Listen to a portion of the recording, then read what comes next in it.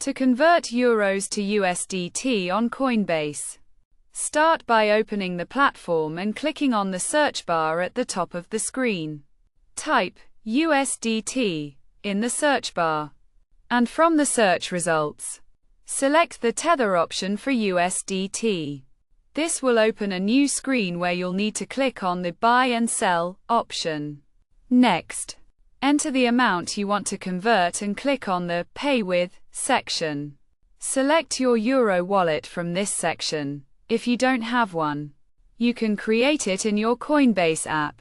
Once you've selected your Euro wallet, click on Review Order and review the details of your conversion, including the amount and any associated fees. After verifying the information, click the Place Order button.